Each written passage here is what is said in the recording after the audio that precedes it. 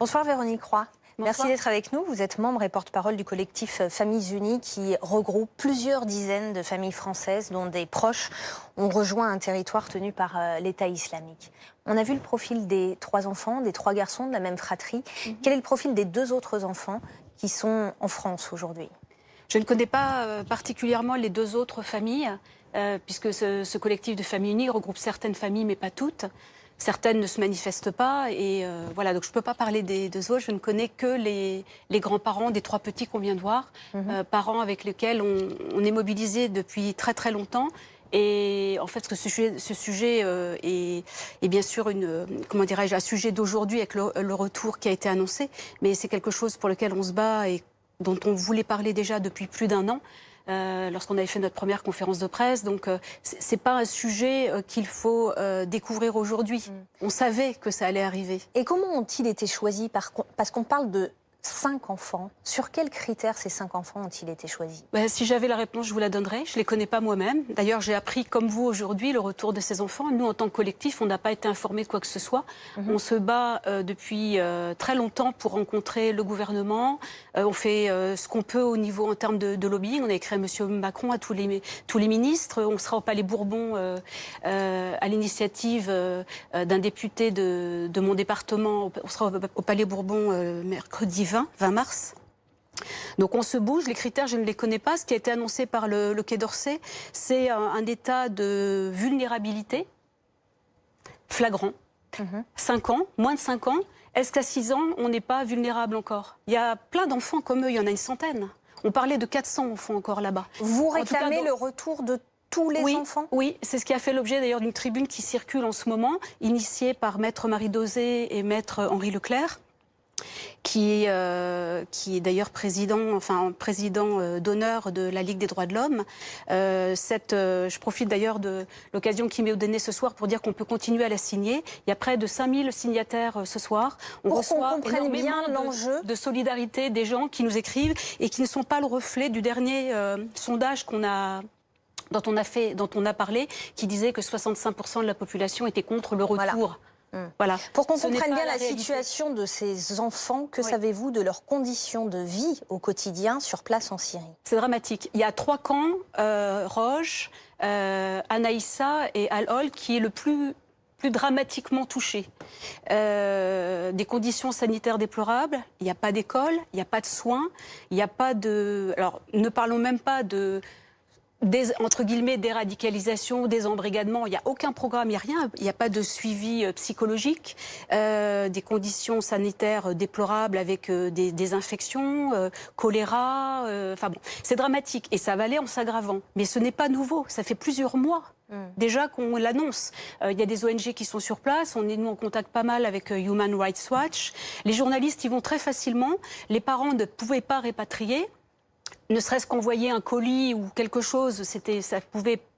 Enfin, comment dirais-je, les parents pouvaient être éventuellement, comment dirais-je, excusez-moi, j'ai un peu de mal à trouver mes mots ce soir parce que je suis un petit peu émue et fatiguée de cette journée. Aider des enfants à rentrer peut conduire certaines familles à être jugées. Vous voyez, donc on est dans une situation absolument incroyable, mais ces enfants n'ont rien fait. Ils sont de pures victimes. Donc arrêtons de projeter sur eux de la peur. Et dans quelques années, les enfants de Lydie qu'on a vus tout à l'heure parleront, je l'espère, et témoigneront de la manière dont on peut se réparer. Est-ce qu'il faut rapatrier tous les enfants de djihadistes français, Valérie Gomez-Bassac? Bon, là, encore une fois, nous, comme l'a dit le gouvernement, il faut prendre des décisions au cas par cas. Là, nous sommes en présence de jeunes enfants. La question, elle ne se pose même pas. En effet, je ne suis pas spécialiste en la matière, mais je crois en la nature humaine et au fait que l'on puisse, en effet, se réparer lorsqu'on subit de tels traumatismes. Donc là, on ne peut que se réjouir de l'arrivée de ces enfants.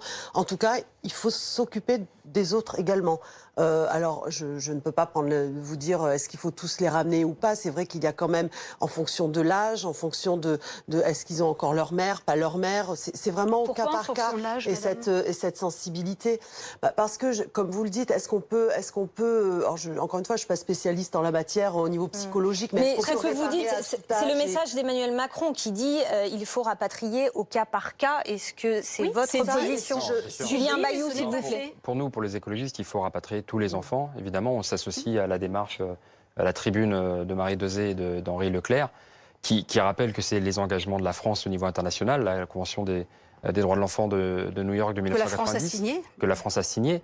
Et au-delà du droit, c'est une question d'humanité et de responsabilité. C'est-à-dire que ces enfants sont dans la boue. On voit que dans le reportage, il y en a un qui est très jeune, on ne dit pas son âge, quelques années peut-être, 1 an ou 2, avec des éclats d'obus sur le visage. Bon, voilà, le rôle de la France, c'est de prendre en charge ses concitoyens, nos compatriotes. Ils ne sont pas responsables des actes de leurs parents, ce sont des victimes, des mineurs en danger. Et c'est en les accueillant, en les plaçant, en les accompagnant, bien sûr, qu'il faudra les accueillir, c'est sûr. Il y a un malaise du côté des autorités, Benjamin Morel? Il y a un malaise parce qu'il y a une crainte, si vous voulez. Alors je suis d'accord avec ce qui a été dit. Non seulement le droit international nous y pousse, mais ce sont des enfants qui peuvent demander et qui peuvent donc être assimilés à des ressortissants français. Et à partir de là, la République, oui, enfin disons, ils sont mineurs, pour certains nés à l'étranger, donc il faut qu'ils fassent la demande. Mais ils peuvent être, il n'y a pas de souci à ce niveau-là. Donc si vous voulez, la République leur doit une protection.